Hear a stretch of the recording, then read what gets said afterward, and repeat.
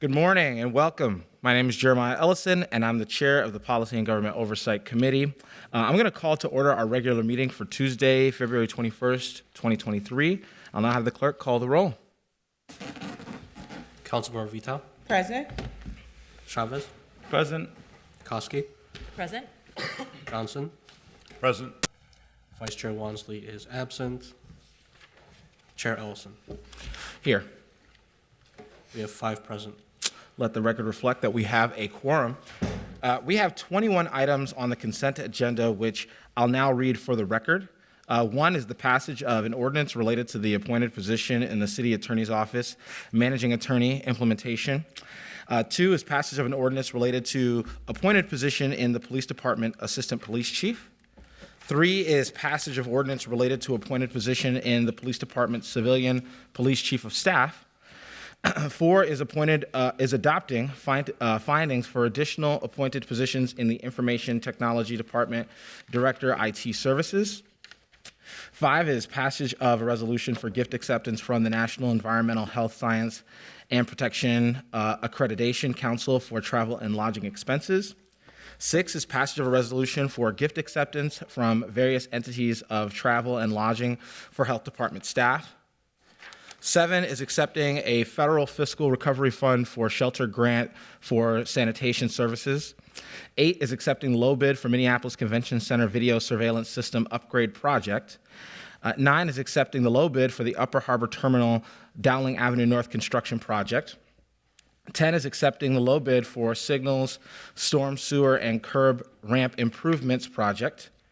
11 is authorizing contracts with public art project managers for the 2023 through 2026 public art manager pool. 12 is authorizing contracts for vehicle auction services. 13 is authorizing contract amendment with One Neck IT Solutions, LLC, for providing outsourced managed IT services. 14 is authorizing contract amendment with DataNet Systems Corporation to provide hosting and professional services for the LIMS and CRM applications.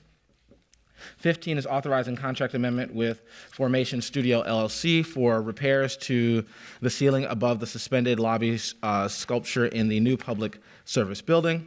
16 is authorizing contract amendment with Henfin Healthcare System, Inc. for teen parent employment and training services.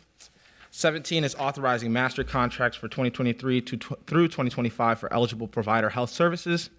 18 is authorizing master contract amendment with Tree Trust for environmental tree services. 19 is authorizing master contract amendment with the Link for the Juvenile Supervision Center. 20 is approving a legal settlement, Hillary Richard versus the City of Minneapolis and Oscar Macias. 21 is approving legal settlement, City of Minneapolis versus Daniel Payne and Para. Is there any discussion on any of these items? Councilmember Vita. Thank you, Chair Ellison. I'd like to pull item 13 for discussion, please. Okay, great. We will pull item 13 for discussion. I'm going to put myself in. Oh, I see Councilmember Chavez. Thank you, Chair Ellison. I'm not going to pull anything out, but I just want to point out that it seems that week after week we keep approving more positions on the administration side, which is fine and I support. But at some point, this body needs to figure out when we're going to start building our own legislative department. And at some point, we need to be selfish so we can represent our constituents. So I'm not going to pull anything out, but I just want to mention that because we continue to build the administration side, which is good. And we need to continue to build or try to build our legislative department, which does not really exist right now. On that note, I am going to pull items 2 and 3. Hopefully there's not too much of a discussion, but I do feel like there's been limited engagement on and briefings. Council members haven't been briefed on these positions, and we've got a lot coming in terms of discussions with the state, MDHR, federal consent decree coming down the pike, and I think a little bit of due diligence. I want us to all understand what we're approving before we go ahead and vote on that. And so I'm going to pull those items and make a motion for items 2 and 3, but we can take up the consent agenda first. So I think we have items 2, 3, and 13 pulled for discussion, if that's reflected in the clerks. Great. All those in favor of the remaining items on the consent agenda, say aye. Aye. All those opposed say nay. And the consent agenda passes. I guess we can take up the items in the order that they were. Okay, we'll take up the items in numerical order. Items 2 and 3 are both for new positions in the police department. One is for a new assistant chief position, and the other is for a civilian police chief of staff. I think I would like to see, some kind of presentation or engagement on, what's the end goal here? What are we looking to? What's the finish line when it comes to what the new leadership structure in the department's going to look like? I've had a few discussions. I don't want to speak on the chair of PHS's behalf, but I've had a few discussions with the chair of PHS, and I think a discussion coming to PHS or a presentation at PHS about the overall structure could be really helpful. And so to that end, I was going to move to delay items 2 and 3 just one cycle and take them up when we are able to get a presentation and understand what the full picture of police leadership will look like when it's all said and done, instead of taking it piecemeal through POGO week after week. And I see we have Councilmember Johnson in queue for discussion. Thank you, Mr. Chair, and I appreciate that. And maybe what might help before, although you did make a motion, but I was going to say before the motion is I noticed we have the chief here, and maybe he could speak to these points. And I don't know if that's something that would then be satisfied in this meeting, or if there was an interest in more presentation beyond that. But if that's all right with you, I might ask the chief to come speak on his vision in these positions. I would welcome that. I'm not sure if the chief has an org chart ready to present right now, but I do know that we also had Councilmember Vita in queue, so I'm not sure if you would want to make your comments or questions first. Yeah, I was just going to say I welcome this in PHS. I think we need to have a bigger conversation about these positions. I've talked to the chief about it. There's some things that I would love to be briefed on and talk to him and his team about offline. So I would welcome this delay and some time for my office to get a better understanding and to see the full vision for this department. Thank you so much, Councilmember Vita. Councilmember Chavez, did you still have your tag up for discussion? All right, Chief, thank you so much for joining us in POGO. Thank you, Chair. Good morning. So this is the first time I'm here for something like this. It was my understanding I was coming here in HR and I would be presenting on these issues today. But so there's only 2 positions that are being brought up today, but that's part of several others that would be coming.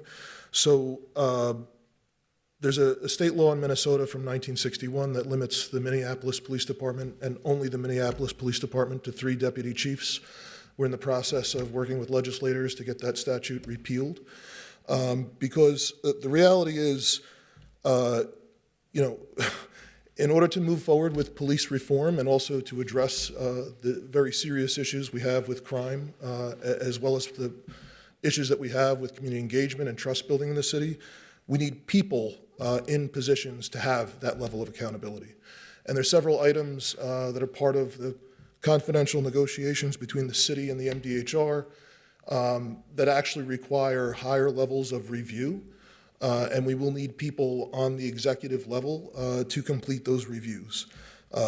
So essentially the overall structure would be to have the executive level of the police department be more stratified, to look a little bit similar to the fire department.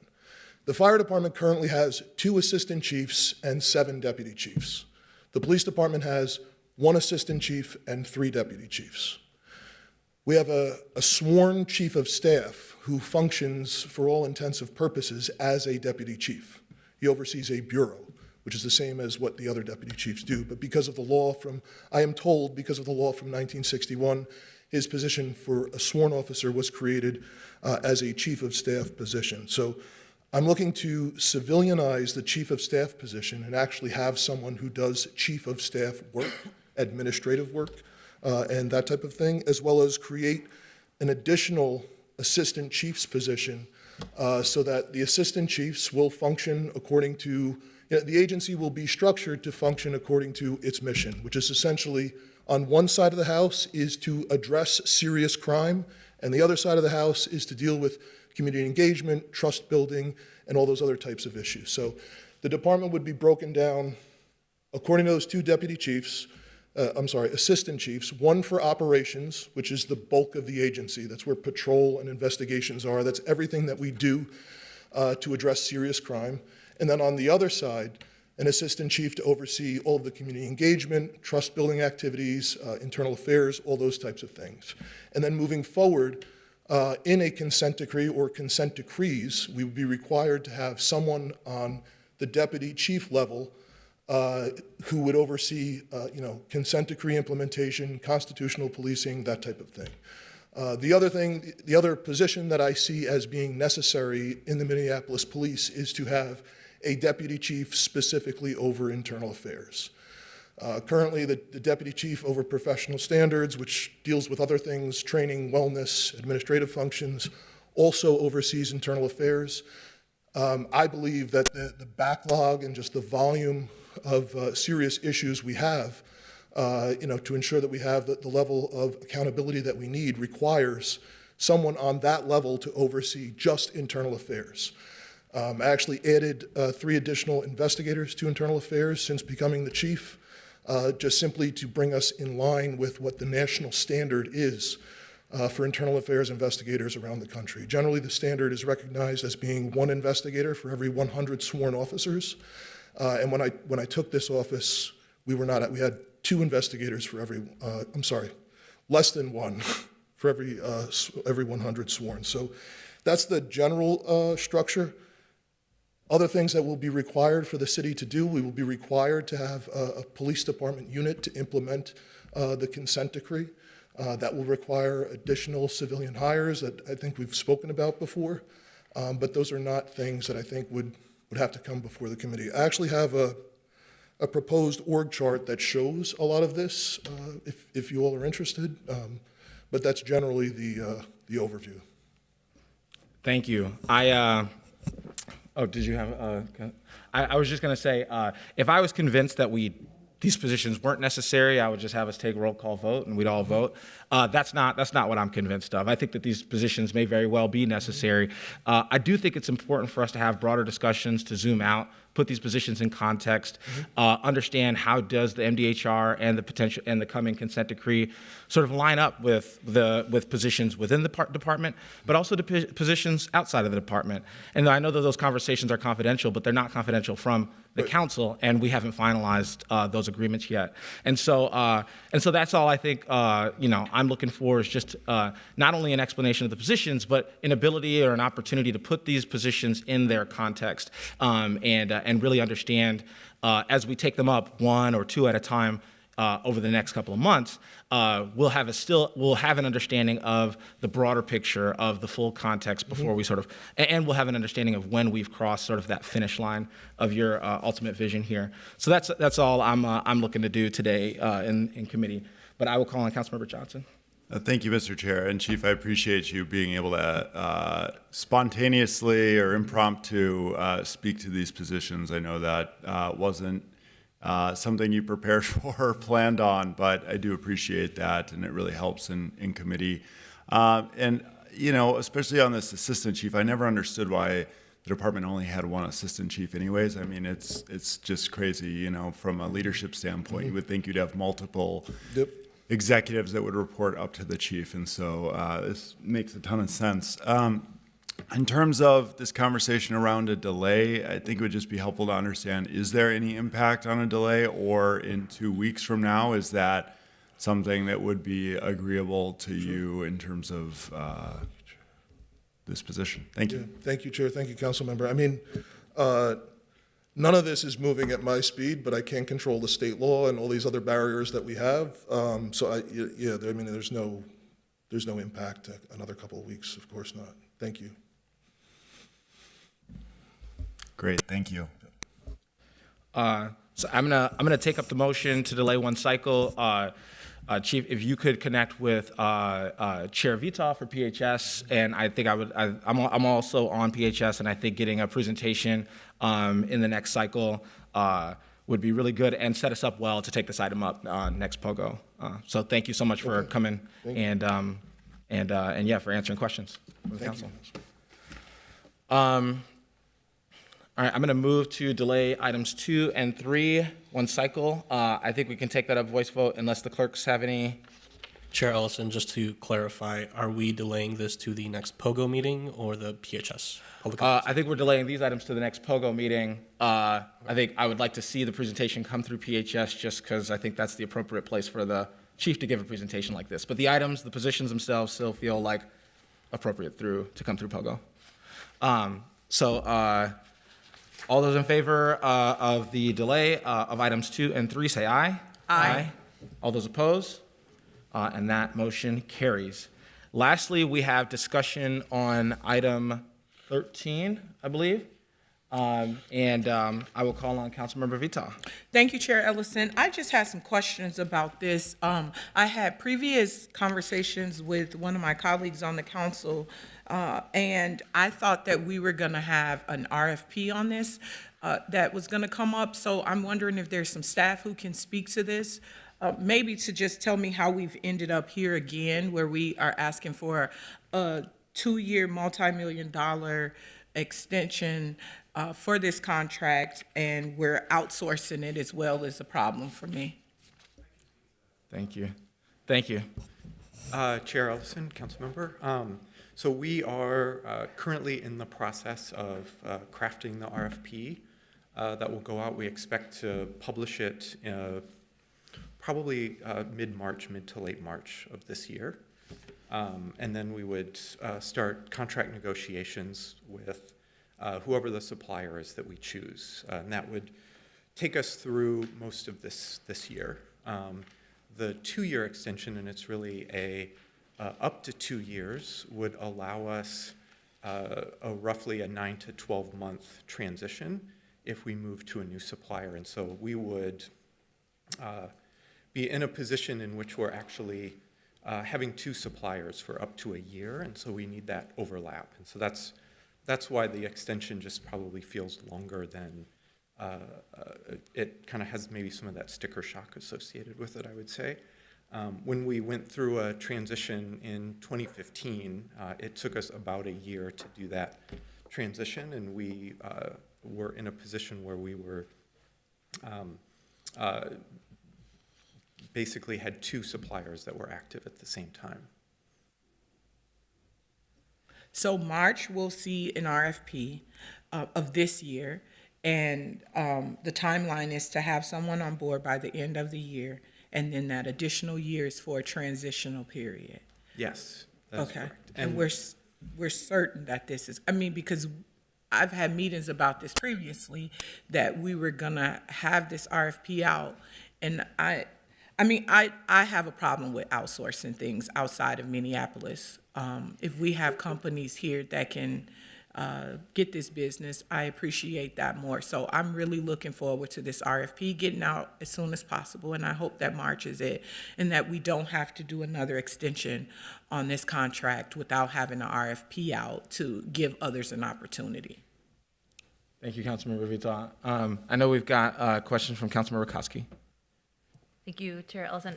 Just a quick question. Could you just peel the onion back a little bit and help me understand what these services are and what the RFP will look like? Sorry, I have not been part of some of the conversations, so if you can help me understand what this entails and what these services are. Yeah, so Chair Ellison, Councilmember Koski. So the services, we refer to it as our managed services contract. It includes really 2 main pieces. So this is a vendor that is hosting a data center for internally hosted applications. And so we have several hundred servers and databases that are operating out of that data center. And then there's a managed services component to provide backup, patching, some of that level of service around the servers that are there. It also then provides network connectivity, and so they help us support the network system, so the routers and the switches that are connecting up the city buildings and then out to the internet. Thank you. Councilmember Johnson. Thank you, Mr. Chair. And to this question of outsourcing, I just want to acknowledge, because I was here and worked on this contract back when it was under RFP, that we brought a number of positions in-house. So I think that needs to be recognized. The former vendor Unisys, I know, is doing all of it, desktop support and support for the call center and all of that, and those positions have since been brought in-house, are unionized, and it is the work of the IT department taking that seriously and doing that effort that got us to this point today. And then the other piece I just want to add for colleagues, and this is just sharing from my background as somebody in IT, is that, you know,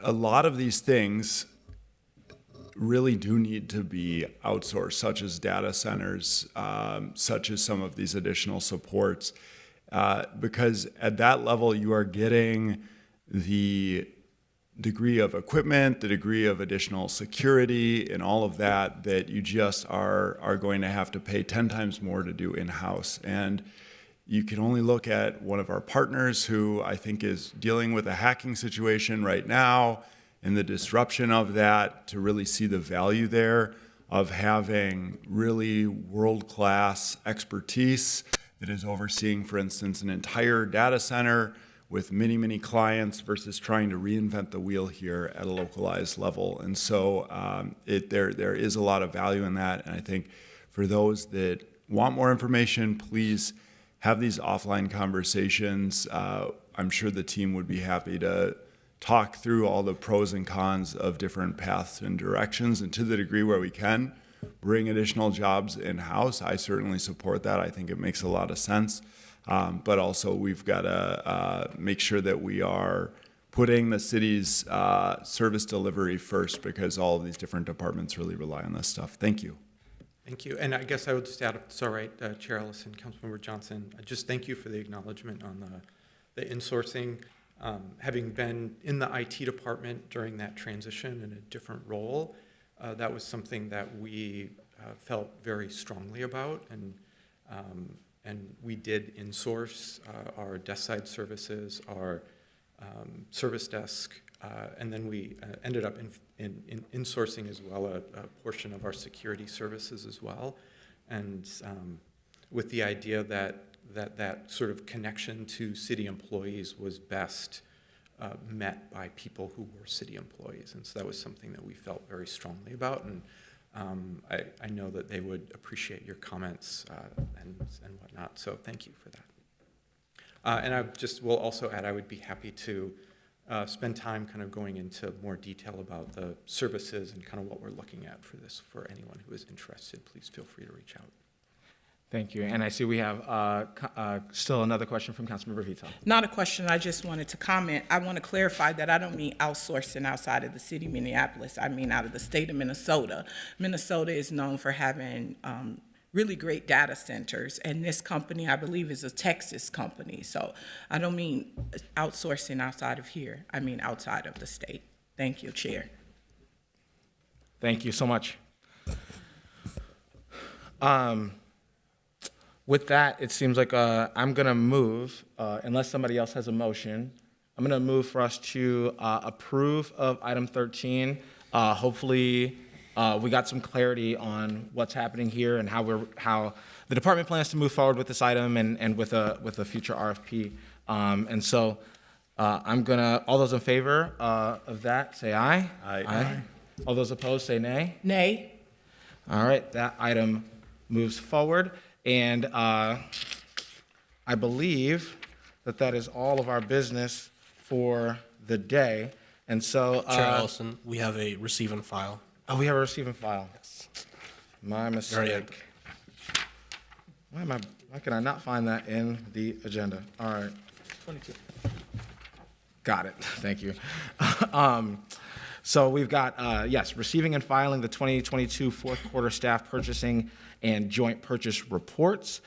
This is a standard receive and file, so there is no presentation, but staff is available if my colleagues have any questions. Do my colleagues have any questions on item 22? Seeing no questions, all those in favor to receive and file say aye. Aye. All those opposed say nay. That passes. With that, we've concluded all business to come before the committee today. And if there's no objection, we are adjourned. Thank you. Oh, my apologies. We have comments from Councilmember Koski. Thank you, Chair Ellison. I just want to acknowledge. Sorry, thank you, Chair Ellison. I just want to acknowledge we have 7 students here from Minneapolis Public Schools, so Edison, Southwest, and Washburn. They're here today and be in City Hall. So welcome. Riveting stuff you guys get to see here. It's about as exciting as it gets. Now it gets a little more exciting. Great. Thank you so much, Councilmember Koski, for acknowledging, and thank you guys for being here and joining us in City Hall today. So I had previously adjourned. There was some objection, and so now I'll ask if there is no objection, we are adjourned. Thank you so much.